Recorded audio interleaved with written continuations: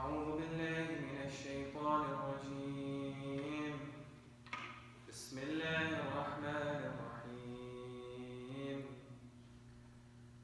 انفروا خفافا وثقالا وجاهدوا بأموالكم وأنفسكم في سبيل الله ذلكم خير لكم إن كنتم تعلمون. لو كان عرضا قريبا وسفرا قاصدا لاتبعوك ولكن بعدت عليهم الشقة وسيحلفون بالله لو استطعنا لخرجنا معكم يهلكون أنفسهم والله يعلم إنهم لكاذبون. عفى الله عنك لما أذنت لهم حتى يتبين لك الذين صدقوا وتعلم الكاذبين. لا يستأذنك الذين يؤمنون بالله واليوم الآخر أن يجاهدوا بأموالهم وأنفسهم والله عليم بالمتقين. إنما يستأذنك الذين لا يؤمنون بالله واليوم الآخر وارتابت قلوبهم فهم في ريبهم يترددون. ولو أرادوا الخروج لأعدوا له عدة ولكن كره الله بعاثهم فثبطهم وقيل اقعدوا مع القاعدين. لو خرجوا فيكم ما زادوكم إلا خبالا ولأوضعوا خلالكم يبغونكم الفتنة وفيكم سماعون لهم والله عليم بالظالمين. صدق الله العلي العظيم.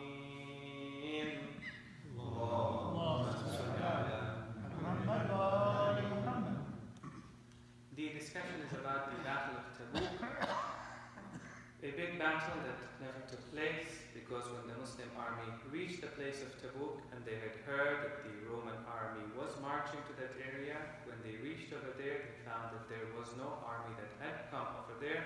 For whatever reason, the Romans decided not to show up. However, leading up to that battle, many Muslims had a difficulty joining the Prophet of Allah in defending the Muslim community and defending the boundaries of the Muslim community. And so Allah subhanahu wa ta'ala in the previous verses that we recited last week, Allah said to them, this is an opportunity for you. Otherwise, you should know that God does not need you. If you don't join the movement of God, others will join the movement of God.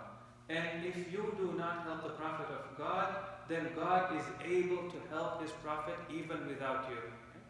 And the example that Allah subhanahu wa ta'ala gave in the verse that we recited last week was the example of Hijrah, where the Prophet of Allah migrated, and it was only him and one more person, and Allah helped him through the spiders and the pigeons that had come at the entrance of the cave. Now, this part of the discussion, which we had last week, is more of the theological discussion. To say that if you don't go to the battlefront and defend the Muslim community, God will defend His Prophet and God will defend Islam as well. Now, as we talk about the theological points, perhaps somebody might have thought to themselves that it's an option. I don't have to go. God will take care of it even if I don't show up over there. So immediately the next verse after that and the first verse that we recited today makes it very clear. No, it's not an option. You have your own responsibilities that you're supposed to take care of. So God says, "Infiru khifafan wa thiqalan." Go forth, khifaf or thiqal. Khifaf comes from khafif. Khafif means light. Thiqal comes from thaqil. Thaqil means heavy. Right? We said last week, thaqil, heavy. Okay? Go light or heavy. What does it mean? There is a discussion amongst the commentators. Ayatollah Nasir Maqam Shirazi, he says, it's a very comprehensive meaning. It means go whether you are one or many. Go whether you have a family or you don't have a family. Go whether you are rich or you're not rich. Go whether you're strong or you're not strong. Go whether you have a farm that's giving produce right now or you don't have a farm and you're not getting produce right now. All of you are supposed to go. انفروا خفافا وثقالا وجاهدوا بأموالكم وأنفسكم, and struggle in the way of Allah with your life and your wealth. And this part of the Qur'an gives us a very comprehensive definition of what is jihad. Jihad happens anytime we put something of value to us at risk for a higher purpose. For some people it's their lives, for some people it's their wealth, for some people it may be something else. وَجَاهِدُوا بِأَمْوَالِكُمْ وَأَنفُسِكُمْ, and struggle in the way of Allah with your lives and also with your wealth. فِي سَبِيلِ اللَّهِ. And then perhaps somebody might think over here, okay, if I go and do that, then I'm doing a favor to Allah subhanahu wa ta'ala. I am benefiting Islam. I am benefiting the Prophet of Allah. And immediately God says, ذَلِكُمْ خَيْرٌ لَكُمْ إِن كُنْتُمْ تَعْلَمُونَ. That is better for you. You are benefiting yourself if only you knew. Now, one of the things you notice is that working in the path of God is not always convenient and comfortable. The Muslims faced different challenges, and all of these battles that they had to fight had a purpose behind it. It was as if Allah subhanahu wa ta'ala was preparing them not only for that time, but for generations to come. In the battle of Badr, they went out looking for the caravan, and they had to fight a battle against the mushrikeen. In the battle of Uhud, they had come to take revenge. In the battle of Ahzab, they had come to destroy the Muslims once and forever. In the battle of Khaybar, the treaty had been broken. In the battle of Tabuk, they were forced to travel a long journey. As if God is foreshadowing that in the future as well, you are going to have to make long journeys. If you're going to go to North Africa and Spain, and you're going to go to China and places like India, right? So Allah subhanahu wa ta'ala says it's not always going to be convenient. So let's look at the verse. لَوْ كَانَ عَرَضًا قَرِيبًا وَسَفَرًا قَاصِدًا لَاتَّبَعُوكَ.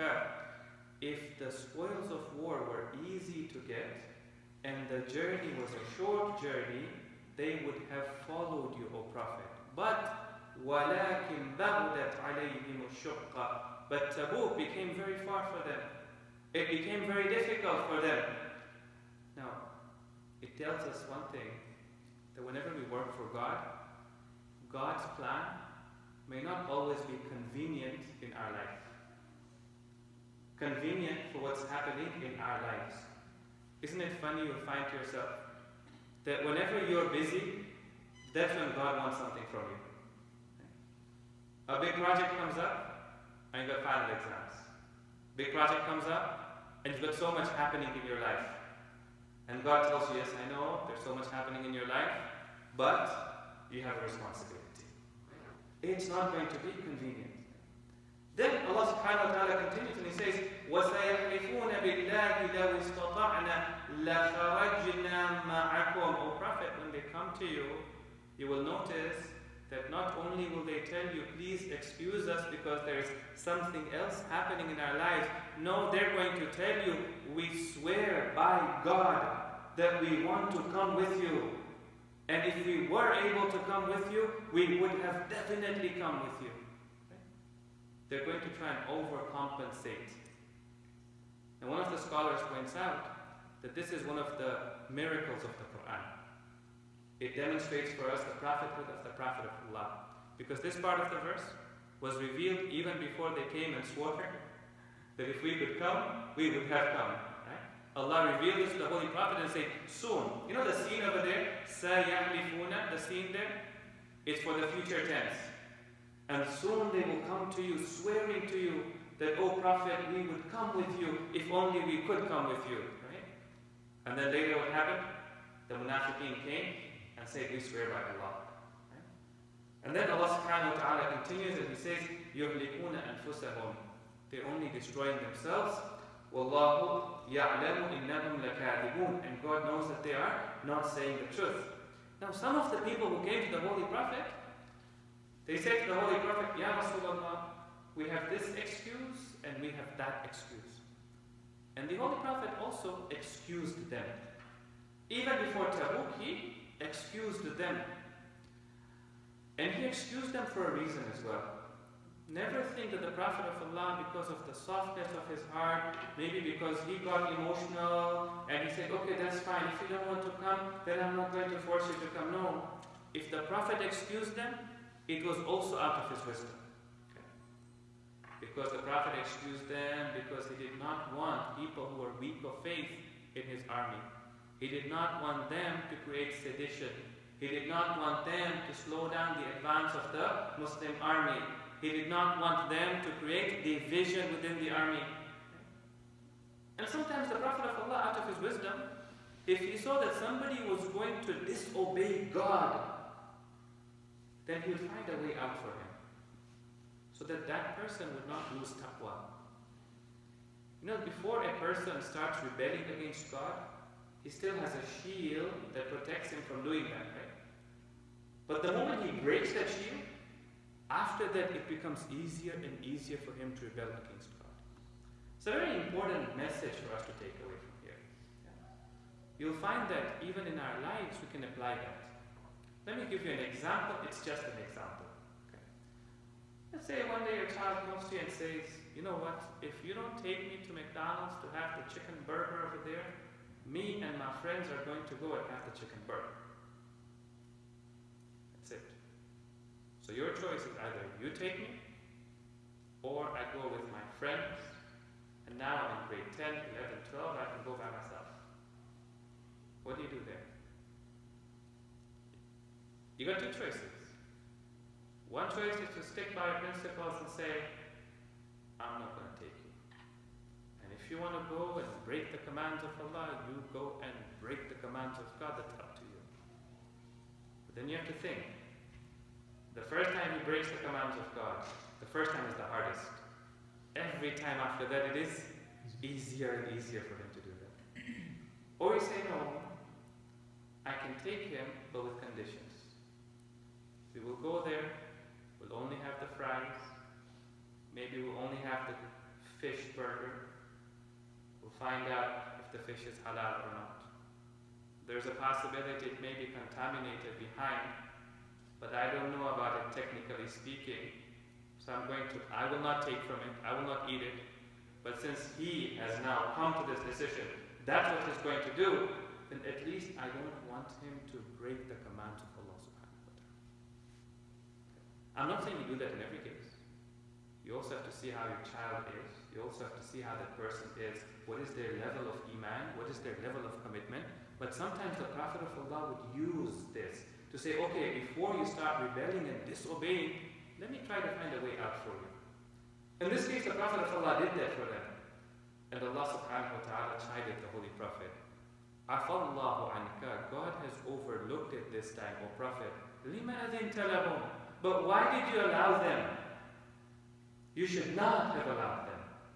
Because those who are going to come were going to come anyways, and those who didn't want to come would have not come anyways. This was a time where God wanted to know how many of them are committed to Islam and how many of them are not truly religious believers.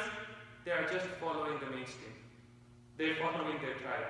حَتَّى يَتَبَيَّنَ لَكَ الَّذِينَ صَدَقُوا, until it will have become clear for you who is speaking the truth, وَتَعْلَمَ الْكَاذِبِينَ, and know that who is lying.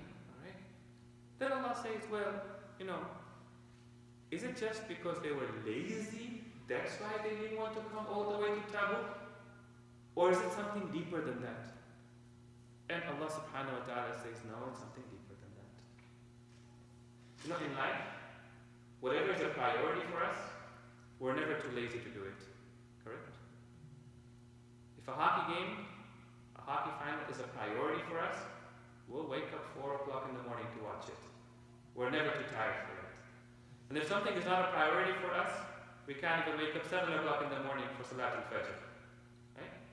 So Allah subhanahu wa ta'ala explains, لا يستأذنك الذين يؤمنون بالله واليوم الآخر. You will never find those who believe in Allah and the day of judgment coming and asking to be excused from you. أن يجاهدوا بأموالهم وأنفسهم. That they should be excused from struggling with their life and struggling with their wealth.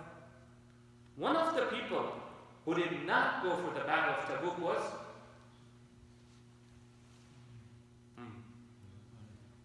Imam Ali. And the Prophet of Allah told him that I want you to stay back in Medina.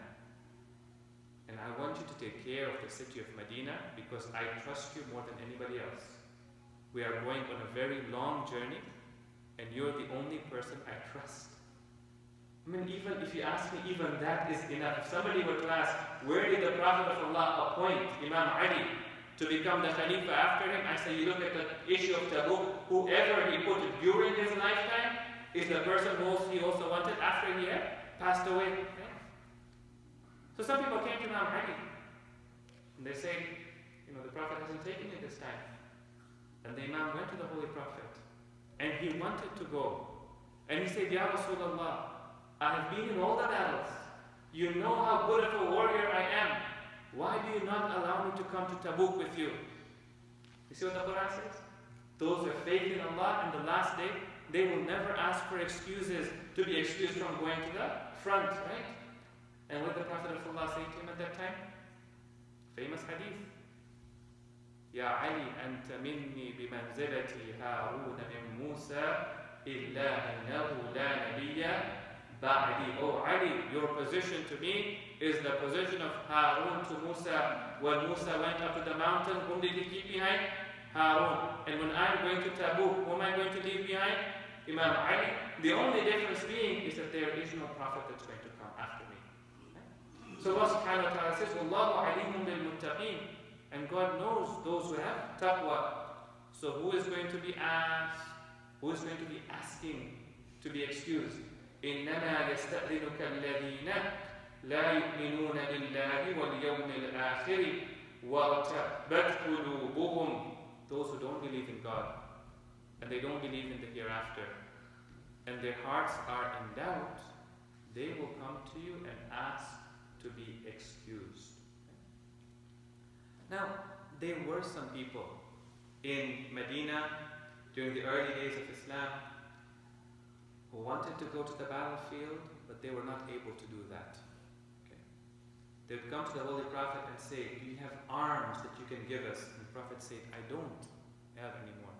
Do you have a horse that can take us? The Prophet would say, I don't have. Do you have provisions? Because they were utterly poor. They wanted to go to the front. They wanted to go and defend and be next to the Prophet of Allah. But they had nothing. No arms. They had no food to take with them. Right? And so the Prophet would tell them, I can't take you with me. And last night our discussion was about crying, right? The Qur'an mentions two types of people who cry. One person because he recognizes the truth and becomes humble to the truth. A second person that the Qur'an talks about are those who regret losing the opportunity to serve Islam and serve the Prophet of Allah. تَرَى أَعْيُنَهُمْ تَفِيضُ مِنَ الدَّمِ. You will see that their eyes are flowing with tears, right? So those people were excused. But the others, the munafiqeen, they were not excused.